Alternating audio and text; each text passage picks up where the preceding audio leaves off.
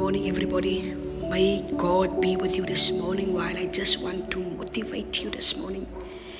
In jou nogtandseisoen, in jou ek kan nie meer seisoen, in jou seisoen van Here, hoe lank nog?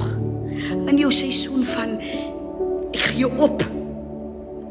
Wil ek jou vanoggend bemoedig met Lukas 5. Jy weet, hierdie twee vissermanne is besig om hulle nette skoon te maak, omdat hulle al heel nag besig was om te wil visvang, maar hulle het nie reg gekom nie. Nou terwyl hulle besig is om hulle nette skoon te maak, nou is Jesus hulle. En hy gaan na Simon se boot toe. En hy sê vir Simon die volgende woorde: gooi jou net in daai kant. Maar luister, voor Simon doen wat die Here sê, verduidelik hy vir die Here hoe hy voel. Hy is mos nou moeg, en hy is klaar, en hy wil ookie, en hy is heel nag, as hy al besig om hierdie.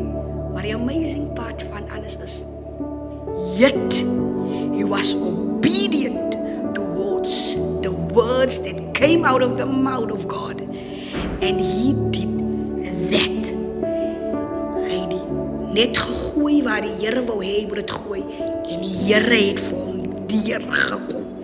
So ek wil jy bemoedig, maak die saak waar jy is. Wees gehoorsaam aan dit wat die Here wil hê jy moet doen. Laat die Here jou skuif. May your steps be ordained by God.